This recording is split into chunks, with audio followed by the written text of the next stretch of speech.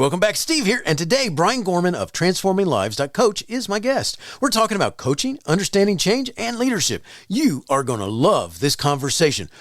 Oh, so much to learn. By the way, before you go, could you do me a favor? If you like what you heard, how about a 5-star review and maybe some good comments? You could leave it on Apple, Spotify, Amazon Music, iHeartRadio, Podbean, any of the podcast platforms that I'm on. That would be so cool. Thanks so much. Thanks for listening. And don't forget to share and enjoy the show. It's the Education Podcast, your favorite show, with lots of groovy guests and they share what they know. So crank it up to 10 and let your neighbors know that here's another show with Dr. Steve Milletto. Teaching, learning, leading, K-12. Teaching, learning, leading, K-12. Teaching, learning, leading, K-12. With Dr. Steve Milletto. Through decades of experience in guiding organizations through change, Brian Gorman has learned that it isn't organizations that change, it's people. His understanding of the change journey and how to move through it has successfully served global corporations as well as solopreneurs and everything in between. One of the co-owners of the 4-Day Workweek trademark, Brian has a deep understanding of today's disrupted business environment and what is required to successfully lead into the future. Brian, thanks for joining me today. Great to have you on the show, and say hi to everyone. Stephen, it's great to be here. Thank you. Well, I'm so glad to have you here. And Brian, let's start by talking about you as a coach. Your website is titled TransformingLives.Coach. What do you mean when you talk about the role of a coach? The role of a coach is really to be a partner with my client, to help them become everything they want to be, to help them, in some cases, identify what their passion is, and then to figure out how to actually live into that. Very cool. It's when people, the terms used so loosely, I want to make sure we talk about what it is that you're talking about. And after looking through your articles, website, listening to your podcasts, and more on that soon, by the way, we're going to get to them. Let's talk about change. Could you explain what change means to you and why leaders should explore getting comfortable with the idea of change? Change is a disruption in our expectations. So it could be we get up in the morning and hit the light switch and the light doesn't go on. That's a change. We have to figure out how to deal with it. Could be I live in Hoboken, New Jersey. Change hit us 2 days ago when a water main broke and the city of 50-some thousand people was without water. Wow. For almost 2 days. We're now still under a water boil advisory. That's change. Change is, I became a doctor because my father was a doctor and my grandfather was a doctor. And I am not a doctor. I really want to be a performing artist or a lawyer or whatever. That's change. So anything that disrupts our expectations, disrupts the routine, and it can be from minor, the light bulb burned out, to transformational, a whole new way of living. Awesome. So one of the things I've seen you talk about or heard you talk about or mention is the role of story in change. And I was wondering if you could kind of take us down that path. Absolutely. We, as human beings, are story processors. We're not logic processors. We had story before we had language. We'd draw stories in the dirt or paint it on animal hides or on cave walls and rocks. The human mind processes story the same as the lived event. That's why reading a good book, a well-written book, or seeing a well-performed play or television show or movie, we feel the emotion because our brains process story the same as the lived event. So that's where I begin with story. The next piece of it for me gets us in more deeply into the neuroscience. Not every neuroscientist uses the same language. They all agree on the facts. In our hearts are the same motor neurons and sensory neurons as in our heads.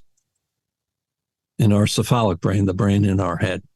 In our gut, between our esophagus and the other end of the digestive tract, are about as many motor neurons and sensory neurons as in a cat's brain. And the structure of the vagus nerve, which is what communicates between head, heart, and gut, is such that about 90% of that communication is upward. So whether you call it the cardiac brain, the cardiac neural network, the cardiac cluster, the enteric brain, the enteric network, the gut brain, whatever, our heart is about passion, compassion, and values. We know when somebody's heart isn't into what they're doing. Our gut is about courage. It's about self-protection. It's about who we are at our core. You're in a situation where your gut tells you something's wrong. That's not woo-woo. That's real. That's real neuroscience. So to bring that back to the question of story, Stephen, where I begin with my clients who are looking to make a transformation is, whether literally or figuratively, the question, what makes your heart sing?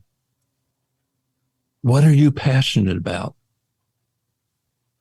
Then we create story. But it's not a story about, in 5 years, I'm going to go from being a doctor to being a stage actor, because that's all up in the head. It's, I can't believe I just opened on Broadway. I had to do this and this and this and this. I had to overcome these obstacles, and I'm here. It's a head, heart, gut story.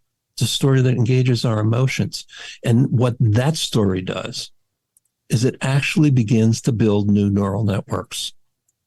Because again, the brain processes story the same as the lived event. So we're telling our brain what it's going to be like when we achieve this.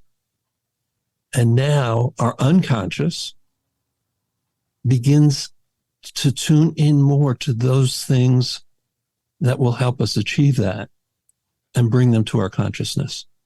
So long answer, but that's how I begin with story. Oh, that's an awesome answer. So that makes me have to ask this, because one of the things I wanted to get into talking about with you is a little bit leading the conversation of change into some stuff with leadership. But I'm just going to go there right now, because I got to, because you start with you talking about the head, heart, and gut. So let's talk about why a leader should listen to their head, heart, and gut. I mean, why does that make that type of an impact? Because it's awesome what you're describing, and it also says a lot about why we should listen to that little voice or whatever that's happening in us. Why should a leader pay attention? It's a part of our wisdom. I'm not sure how else to say it. The numbers tell me one thing. That's up in my prefrontal cortex.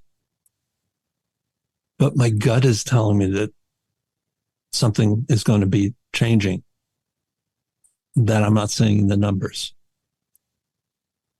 That doesn't mean that I ignore the numbers, but it also means I shouldn't ignore my gut. That's so cool, because, one of the things that, it's hard to describe to people, but when you're in a leadership role, and you've been doing stuff, and you would focus on whatever it is you're doing, and then suddenly you make a decision about something, and someone says, well, what made you go that direction? And you say, well, I just had this feeling. And you don't know how to describe it to someone. And you say, this is why. And it's not really, they'd like you to be a little more concrete, I guess is my point. They would. And the heart and gut don't have language. Right. They don't have the language, that I know it, I feel it, I just can't describe it. Doesn't make it any less real. That's so awesome, because I've had several of those types of moments where it's I've had these experiences, I've done this stuff, and this feels like that, and I'm going this way, and it's literally me listening to you talk is me listening to my the head, heart, and gut, and it's just what I'm doing, and that's so powerful to know that, because I think think sometimes people, I don't even know how to, I mean, I have no scientific study on this, but it just feels like sometimes colleagues just kind of push that aside because, I can't listen to that voice. I mean, I'm making a business decision here. I'm listening to the facts. It's all up in the head. right. And you're cutting out a piece of your wisdom. I have one client that I work with who has Asperger's, and he literally will sit down and say, where does this decision belong? And he will have conversation with head and heart and gut, or one or two of those three. And he'll literally say, heart, shut up. This is not a heart decision. This is a gut decision. Love that. That's, well, it's good to know that having those conversations with yourself is not a bad thing. So it's like as you're listening there. So it's the good thing is, I would think, is that you're listening to what, whatever those clues are, they're saying something to you.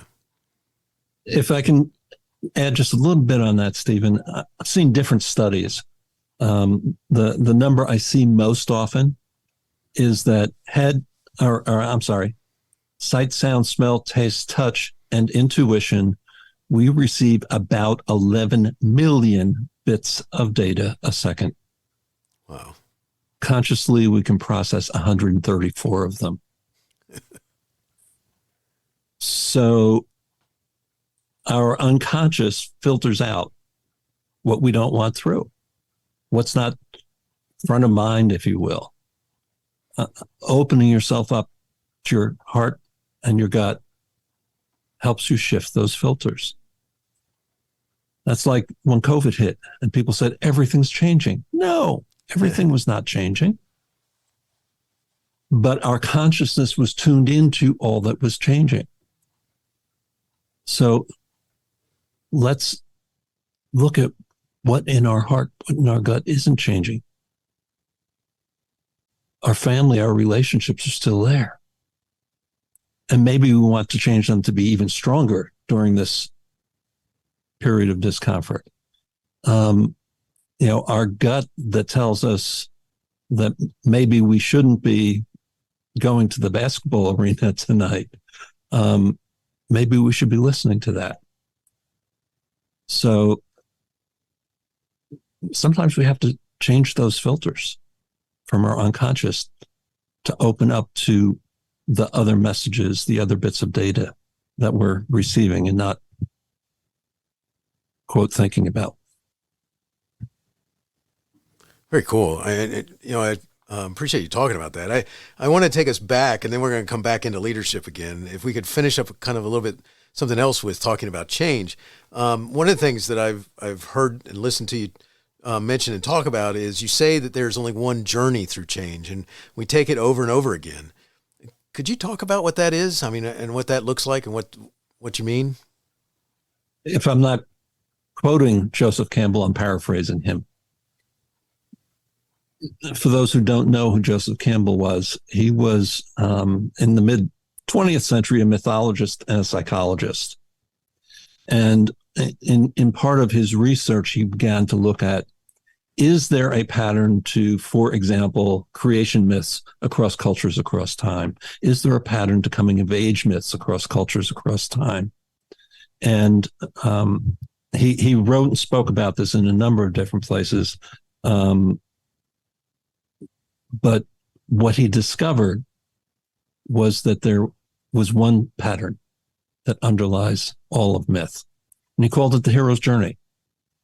And those books and those movies that I was talking about before that really touch you, the Star Wars movies, for example, all of those are structured on the structure of the hero's journey.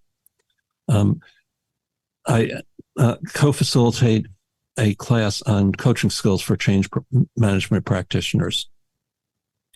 And one of the early questions is, why can there be a profession called change management? Well, there can be a profession called change management because, in fact, there is a path through change. And there are predictable human responses as you move along that path. So the catalyst may be different. The scale may be different.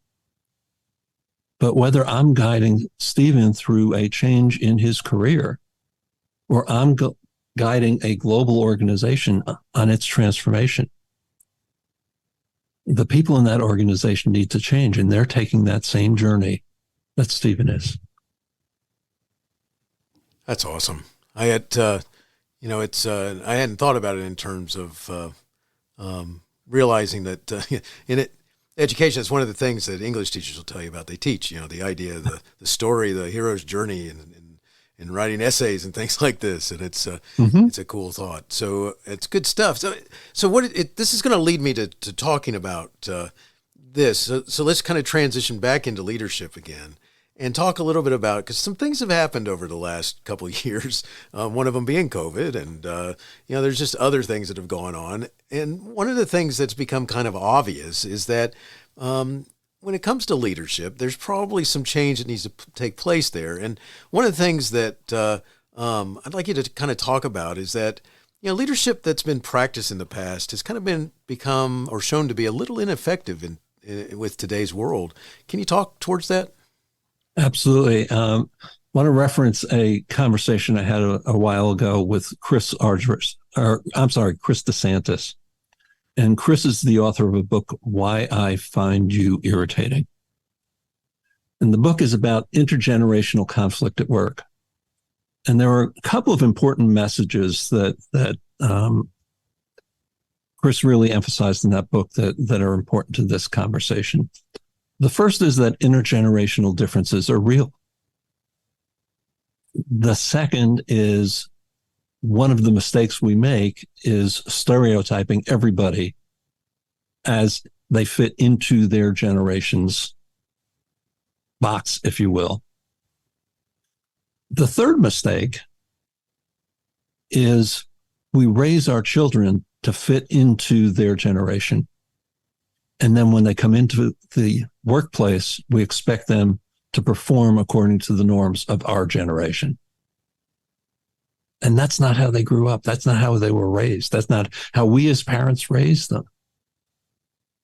So the workforce is changing. Gallup did a study in about 2016 on how millennials want to work and live, and they identified 6 major cultural shifts that organizations would need to make. From my paycheck to my purpose, from my boss to my coach, from my annual review to ongoing conversations, and so forth. Those are some of the drivers of today's workforce. And COVID really brought that home even outside of the younger generations.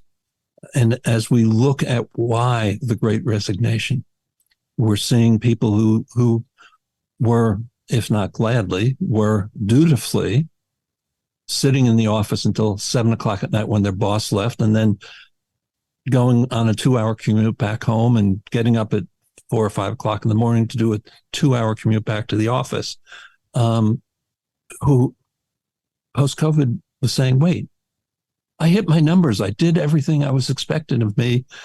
You trusted me to work from home. I don't want to live that way anymore.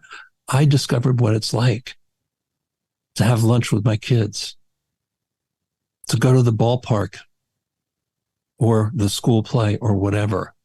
And so COVID really activated the workforce and served as a catalyst. COVID didn't cause the Great Resignation, but it served as a catalyst for workers saying, there's a different way of life, and that's what I want. It's funny because when, not so very long ago, every generation there becomes somebody names it something, and there becomes someone whose expertise is talking about generation gaps, and things like this. And I think more than ever, it's just funny how some of this stuff is very, very visible now because of the the technology that many of the kids have grown up with and not known certain things. And, everything from, when I was in elementary school, there was, I did a lot of TV watching. I mean, I grew up on all kinds of reruns from the 60s and then stuff in the 70s. My Saturdays were consumed with, especially Saturday mornings, with the cartoon extravaganza and the cereal to go with it. And I only had like three real channels to choose from, plus an expanded one, which was over there on that, what was it, UHF dial or whatever. You cranked it over there and you could watch a couple different shows and so forth. And it's just funny because, as we get a little older and their time and I'm getting older and the kids that are coming through, their time is consumed with something called streaming and games that are out there where they're all involved in talking to each other. And they much prefer to do that as opposed to watching the regular channels. They're out there trying to figure out how they can get stuff for free on some other way, watching things that are out there that, their time is totally consumed in an electronic way almost that, it's, you have to understand that a little bit. And that's just one of the ways I think that a leader has to understand how they consume the world. Building on that, I'm sure you've met many leaders who say people need to get back in the office. That's how we build our culture. That's how we make strong relationships. And again, in talking with Chris, and I echo his question now to leaders. I said, have you asked your younger employees what works for them? Because building on what you're saying, Stephen, they have relationships, some of which will last a lifetime around the globe with people they haven't met and never will meet. It's so amazing because, I mean, like just the technology that has us talking with each other right here, I connect with people all over the world. I've been talking to New Zealand, Australia, Canada, France, all kinds of places in Europe. It's just amazing to me that how easily we can make this happen now, which changes, so much of our world of work because we can do that. I mean, when you can have a corporation have a team meeting where part of the team is in India and the other part's in in Florida, the hours of difference there is just amazing. Who's staying up late to talk to the other person? So, but I very recently had a meeting with a CEO in Los Angeles, and then with his head of sales in Amsterdam, followed by his head of operations in the Philippines, in 3 consecutive hours. Nice, nice. It really will kind of, if you let it, it will throw you for a loop when you start thinking about, now wait a second, one of these people is in the future. You're experiencing what I'm soon going, never mind. But it's kind of funny that way, Yeah. So, one of the things I want to use this to talk about is I heard you, you have a couple of podcasts, and one of them is called Conversations, and one of it's called It's Doobie Time. And I'd like to, if you would kind of highlight a little bit about them, and then I want to ask you about something specific I heard on one of your podcasts recently, and I'd like us to talk about. Okay, let me start with It's Doobie Time, and I co-host It's Doobie Time. I'm an multipreneur, and one of my businesses is the Doobie Associates. The Doobie Associates is about what you need to do and who you need to be successful in business. So my business partner in It's Doobie and the Doobie Associates is Tony Carnese. He defines himself as a CPA in recovery. So he's all about policy, process, procedure, good financial reporting, all of those, accurate inventory, on and on and on. And we all know ourselves, as well as business owners, business leaders, that even though they know what they should be doing, we know what we should be doing, we don't always do it. And that's where the coach comes in. So I'm the B side of the Doobie equation. It's Doobie Time actually got launched shortly after COVID because literally within weeks after COVID, we were granted the trademark here in the U.S. for 4-day work week. And with COVID, there was not a whole lot of interest in suddenly looking at how we reduce the number of hours we're spending on the job. So it's Doobie Time really, again, it has evolved over time. Early on, its focus was on how do we change our business to live in this COVID world. Now it's more moved into and through the 4-day work week, the Great Resignation, hybrid, work from anywhere, et cetera, and a lot of focus on leadership.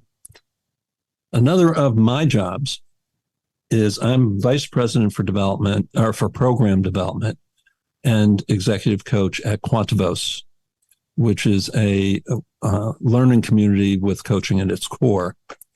And there I host the podcast Conversations. So it's Doobie Time focuses primarily on smaller business owners and decision makers at the small to medium business size level. Our clients at Quantivos are national, international, and global in scope. So just as one example, I'm coaching in a group coaching environment, the top 5 levels of a 10,000 employee division at Quantivos.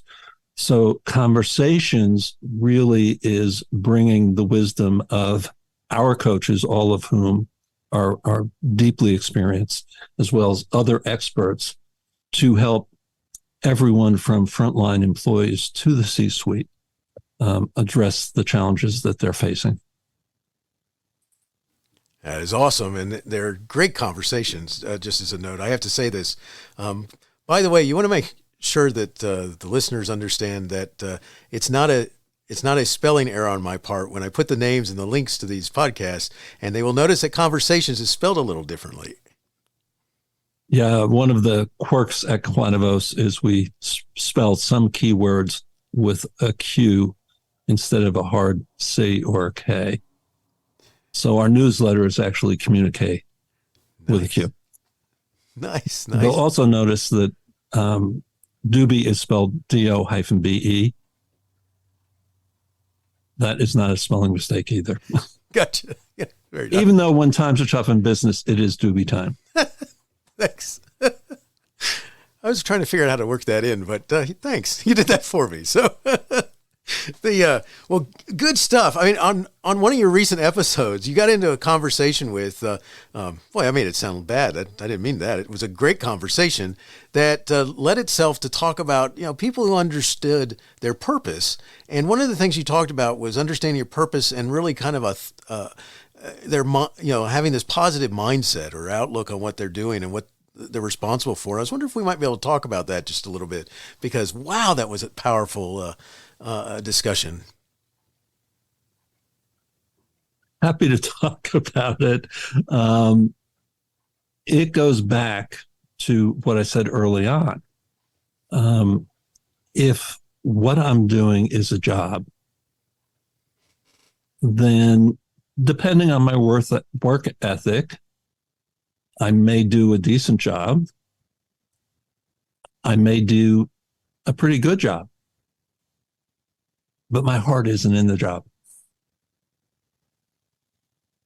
And when we look at the level of workplace engagement and literally disengagement in the workplace, there's a lot of misalignment between purpose and the role that people are playing in their jobs.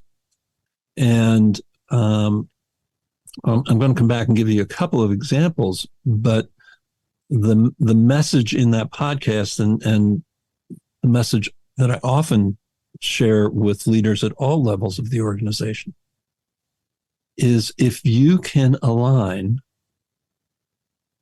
why I get up in the morning, why I go into the workplace with what you need, I am going to be there for you.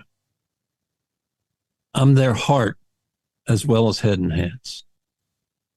And in doing that, you're beginning to tackle some of those really significant management leadership challenges. Productivity, engagement, retention and turnover, being fully present in the work. If I'm going into work and I'm in the zone 5 or 6 or 7 hours a day or 8 hours a day even, that's very different than if I'm in the workplace watching the clock for my coffee break, for my lunch break, for my when do I get to go home break. The Doobie Associates, Tony and I, several years ago, met with a financial advisor. He had a team of about 7 people at the time. His region was the top in the country, and the firm was national in scope, or is national in scope. And he said, I'm on a platform, I'm coasting. I show up at the office when I feel like showing up at the office. I know I could do better, and it's time for me to get off this plateau. And so we actually started with his story from the future. And along the way, one of the questions we asked was, why do you do this? And he articulated his reasons, and we said to him, what about the people on your team? He said, I don't know, but maybe I should. His team now is gone from 7 to about 30 people, as the highest performing team in the company nationally. Connecting, one more example, and I shared this with you, Stephen, just before we came on air, so to speak. Doing a group coaching session in a company that manufactures construction products. And we were talking about this very topic. And I had a factory owner who said to me, the people in my factory are not manufacturing construction products. They're not manufacturing plywood. They're not running planers and saws and all those kinds of things. He said, what we are doing is helping people live into their dream of owning a home. That's a very different mindset to bring to work.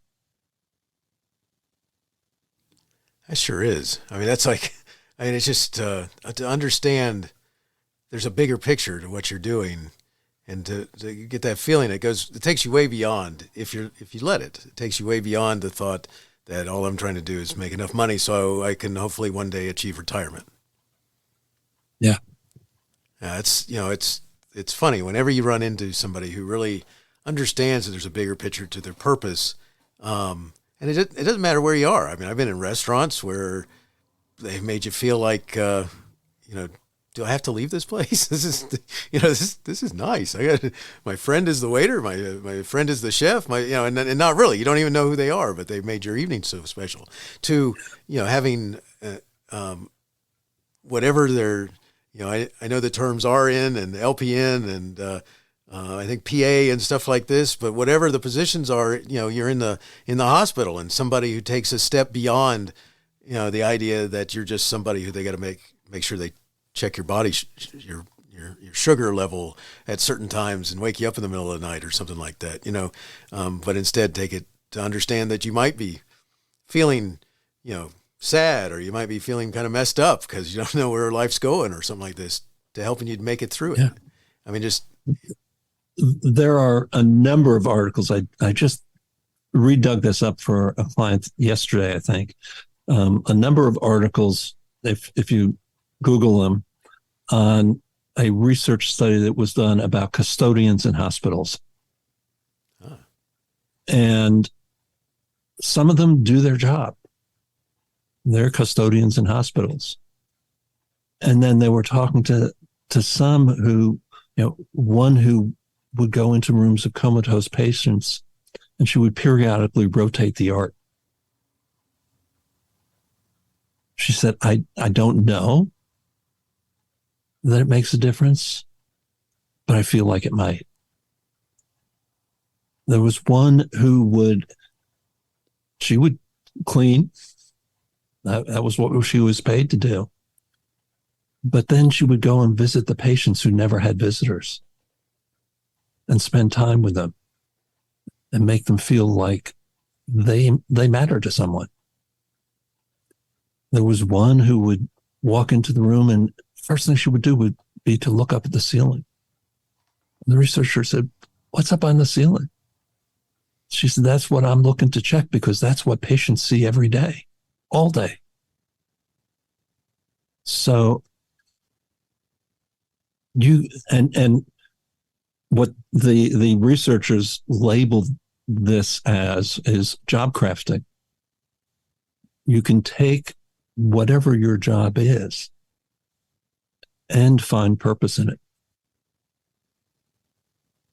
That's so powerful. I mean, it's because it's so beyond the idea that I'm just doing this for a paycheck, and it really makes you understand why some people really excel at what they do, and it's because they understand the bigger picture of what it is or the impact that it might make. I mean, the thing that you're talking about with the custodian and the or the person looking at the ceiling in the hospital, and the looking at the ceiling tiles. I mean, I've been there. I told you before we started recording that I had a situation. I had to have a tumor removed from my head and from my brain, and when you come out of something like that in the beginning, it's really I couldn't sleep.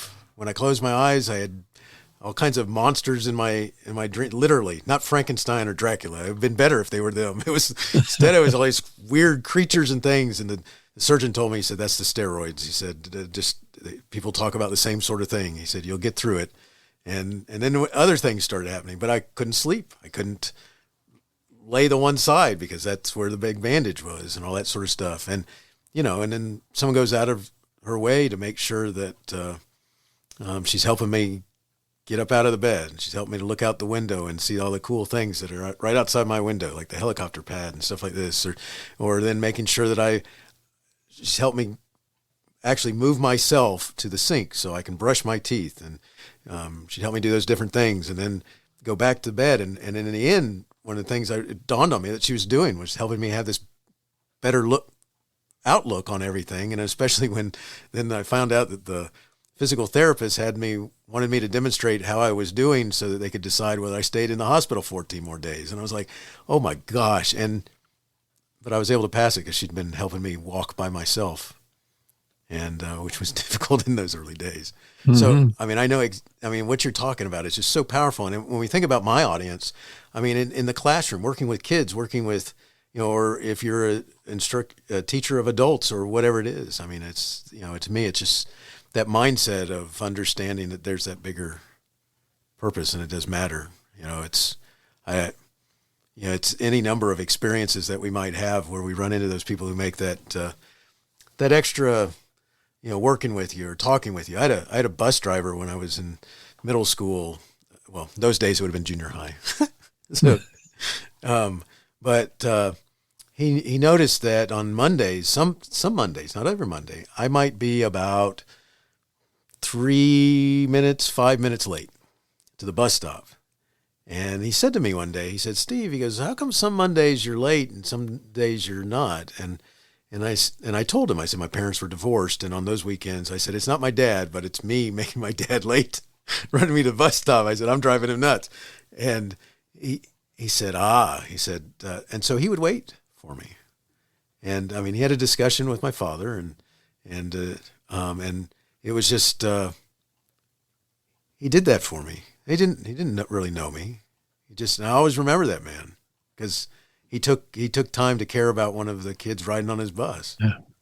So, and if I can tie that back for just a moment to one of the things we were talking about very early on, which is story. Every time you tell this, you felt that story. I could see you feel that story, and that story really helped shape you at that age in terms of how you relate to and care about other people. And so as educators, and we're all educators, whether in formal education roles or not, we should be aware of how when we're interacting with those students at any age, we're shaping stories that they're going to be telling themselves consciously or unconsciously the rest of their lives. And some of those stories will help them really succeed. And some of those stories will get in their way of becoming all that they can. Oh, that's so powerful. I love that. We're getting close to finishing up, Brian. I just love this conversation. Let's talk just a little bit for a second. So we talked about change. We talked about, what change kind of looks like and story of change and this journey. And we've talked about leadership and leadership not understanding the current generations, all this sort of stuff. It sounds like to me like it's a real good reason why people need a coach. Can you talk to the idea about why people should welcome a coach in their lives? I have been working with my coach since 2007. And guess what? Every time we meet, there's something that I can work on with him.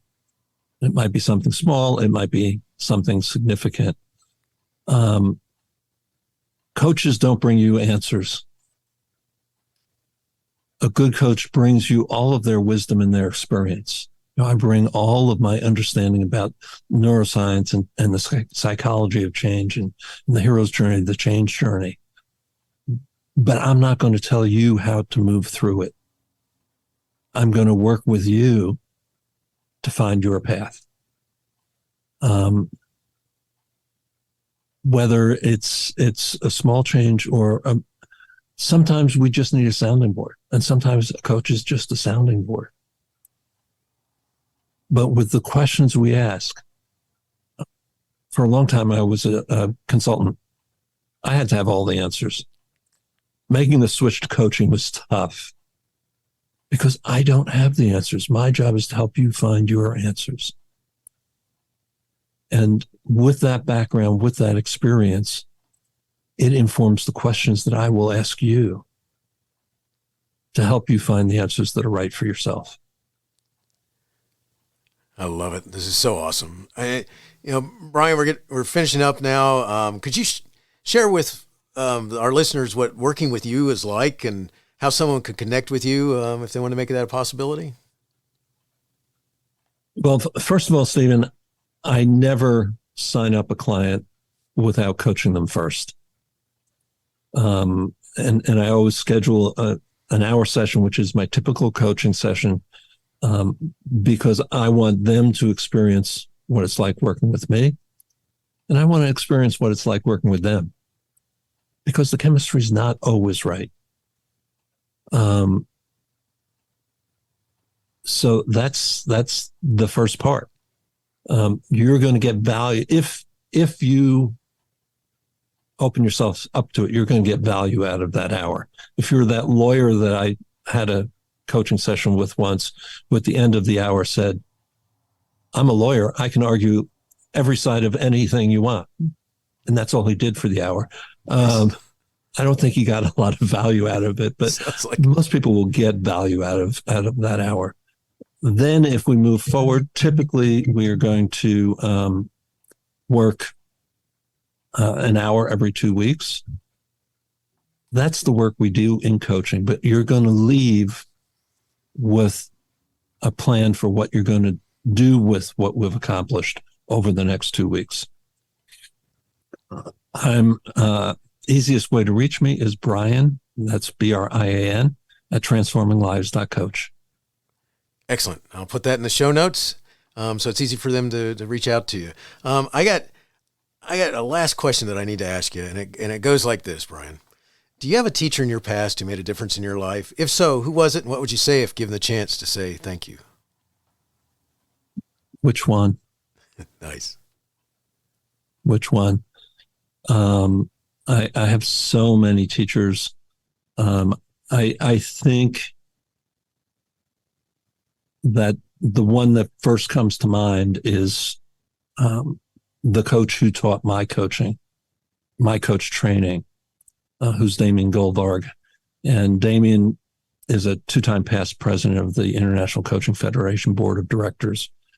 And his wisdom, his patience with me as I struggled to move from having all the answers to having really good questions, and his continuing support for me even today is beyond words.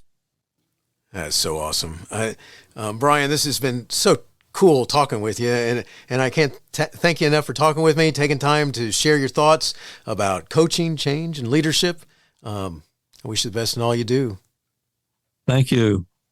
This was great.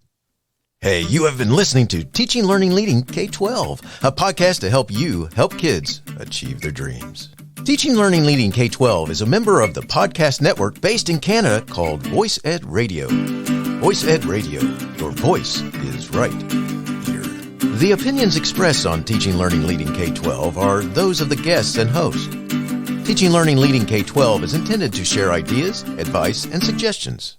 Teaching, Learning, Leading K-12 is produced for educational purposes. Hey, thanks for listening. It would be awesome if you visited my website at stephenmiletto.com and connected with me, left a review, and listened to more episodes. And by the way, you could also share it with your friends, with your family, and your colleagues. Thanks so much.